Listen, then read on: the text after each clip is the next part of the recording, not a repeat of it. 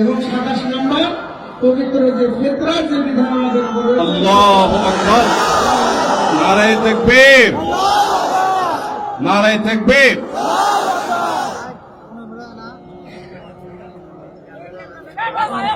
যান ভাই যান।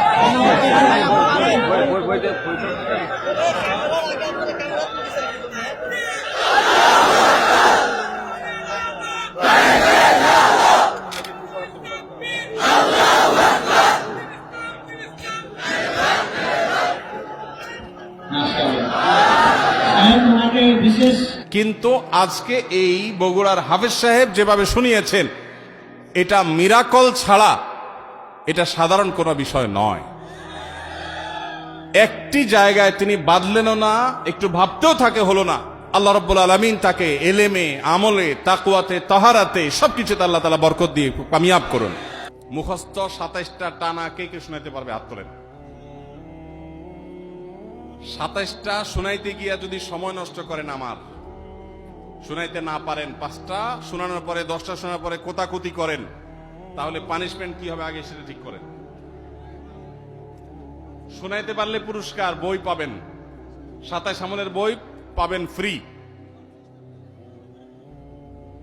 চেষ্টা করি বলতে কনফিডেন্ট আছে কিনা? হ্যাঁ, অন্ধ মানুষ। আচ্ছা, তাহলে এই ভাইকে প্রায়োরিটি দেই। এই যে আমাদের অন্ধ ভাই, আপনি বলেন দেখি। আমরা 27টি আমল শুনেছি এবং নানা বিষয়ে আমি আপনাদের সামনে 27টি আমল বলার চেষ্টা করছি ইনশাআল্লাহ। 1 নম্বর আমল রমজানের 4 রমজানের রোজা রাখা। রমজান মাসে রাত্রি জাগরণ করা। 4 নম্বর আমল সাহরি করা। 5 নম্বর আমল সাহরি শেষ সময়ে সাহরি করা। 6 নম্বর আমল ইফতার করা। 7 নম্বর আমল তাড়াতাড়ি ইফতার করা। 8 নম্বর আমল ইফতারের দোয়া করা। 9 নম্বর আমল সাহরি ও ইফতারে খেজুর খাওয়া। 10 নম্বর আমল সকল ধরনের পাপাচার থেকে নিজেদেরকে বিরত রাখা। 11 নম্বর আমল অধিক পরিমাণে দোয়া করা। 12 নম্বর আমল মিথ্যা কথা এবং কাজ থেকে বিরত থাকা। 13 নম্বর আমল বিভিন্ন ধরনের অশ্লীলতা, বেহায়াপনা, ঝগড়া বিবাদ থেকে রমজান মাসে বিরত থাকা। 14 নম্বর নেক আমল করা, বেশি বেশি ভালো আমল করা। 15 নম্বর ইস্তেগফার করা। 16 নম্বর রোজাদার ব্যক্তিকে ইফতার করানো, যেটা আমাদের সমাজে খুবই কম। 17 নম্বর পবিত্র কোরআন কারীমকে তেলাওয়াত করা। 18 নম্বর পবিত্র কোরআন কারীম শুধু তেলাওয়াত করা না, পরস্পরের মধ্যে তেলাওয়াত শুনাশুনি করা। 9 নম্বর দান সদকা করা। এরপরে 20 নম্বর 19 নম্বর দান সদকা এবং 20 নম্বর হচ্ছে তাহাজ্জুদের সময় ভোর রাত্রে উঠে নিজের জন্য এবং সকলের জন্য দোয়া করা। সঠিক। 21 নম্বর উমরা করা। 22 নম্বর, এটা বেশি গুরুত্বপূর্ণ, পবিত্র রমজান মাসের শেষ দশকে ইতিকাফ করা। 23 নম্বর পবিত্র মাস রমাদানের শেষ দশকে আমলের মাত্রাকে বৃদ্ধি করা।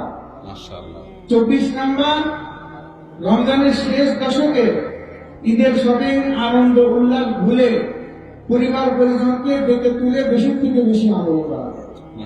25 নম্বর পবিত্র মাস রমাদানের শেষ দশকে লাইলাতুল কদরকে সন্ধান করা। 26 নম্বর পবিত্র মাস রমাদানের শেষ দশকে লাইলাতুল কদরের স্পেশাল দোয়া, যেটা আল্লাহুম্মা ইন্নাকা আফুউন তুহিব্বুল আফওয়া ফাফু আননি, এই দোয়াকে বেশি থেকে বেশি করা। এবং 27 নম্বর পবিত্র যে ফিতরার যে বিধান আমাদের উপরে। আল্লাহু আকবার, নারায়ে তাকবীর, নারায়ে তাকবীর।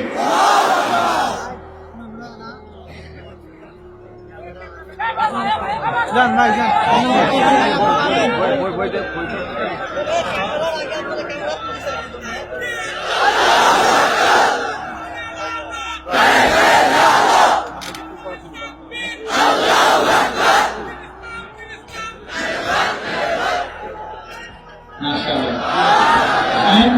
বিশেষ উপহার দিচ্ছেন, মানব অর্থ পুরস্কার দিয়েছেন। মাশাআল্লাহ।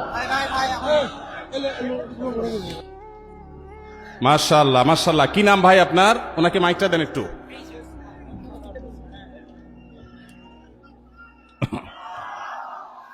কি নাম আপনার ভাই? আমার নাম হচ্ছে হাফেজ মোহাম্মদ ফাহাদ হোসেন। হাফেজ ফাহাদ হোসেন। ফাহাদ হোসেন। জি। আপনি 27টা আমলকে আগে কখনো শুনছিলেন? জি না, আমি আজকে প্রথম শুনেছি এবং মুখস্থ করে আপনাদের সামনে উপস্থাপন করেছি। সুবহানাল্লাহ। ভাইরা আমার এর আগের রেকর্ড আপনাদেরকে আমি বলেছি, গত 2 বছর আগে এই রমজানের 27 আমলের এই সংকলন কোরআন হাদিস ঘেটে আমি গবেষণা করে এটা বের করেছি এবং 2 বছর আগে নোয়াখালীর সোনাইমুড়িতে আমি এই বক্তব্য রেখেছিলাম ঘন্টা ব্যাপী। আমার মনে আছে সেদিন এক যুবক দাঁড়িয়ে টানা 27টি আমল আমাকে শুনিয়ে দিয়েছেন, কিন্তু আজকে এই বগুড়ার হাফেজ সাহেব যেভাবে শুনিয়েছেন, এটা মিরাকল ছাড়া এটা সাধারণ কোনো বিষয় নয়। একটি জায়গায় তিনি বাদলেনও না, একটু ভাবতেও থাকে হলো না। আল্লাহ রাব্বুল আলামিন তাকে এলেমে, আমলে, তাকওয়াতে, তাহারাতে সবকিছুতে আল্লাহ তাআলা বরকত দিয়ে কামিয়াব করুন। আল্লাহ আমাদের সবাইকে আমলের তৌফিক দান করুন। বগুড়ার মানুষ চ্যালেঞ্জে এগিয়ে গেল এবং সকল রেকর্ড ভঙ্গ হয়ে আমি নতুন করে আপ্লুত হলাম। আল্লাহ তাআলা আমাদের সবাইকে রমজানের পুরা সমস্ত আমলগুলোকে যথাযথভাবে আমল করার তৌফিক দান করুন। আমি খুশি হয়ে আমার ভাইকে 2000 টাকা আমার পকেটে ছিল, 2000 টাকা ভাইকে হাদিয়া দিলাম। আর আমার লেখা বই ভাইকে উপহার দিয়েছি। তিনি একজন অন্ধ মানুষ হয়ে তিনি মনোযোগের সাথে মুখস্থ করেছেন। তিনি যদি আজকে লিখে রাখতেন তাহলে আমি বলতাম যে লিখে লিখে তিনি আবার চর্চা করেছেন। শুধু শুনেছেন মনোযোগ দিয়ে এবং মুখস্থ করেছেন। ওয়াজ মাহফিল তো এরকম হওয়া দরকার যে ওয়াজ মাহফিলে কথা শুনবে সেটা আবার শোনাবার মতো যোগ্যতা থাকবে, এভাবে শুনবে। আল্লাহ আমাদের সবাইকে সেভাবে শোনার তৌফিক দান করুন।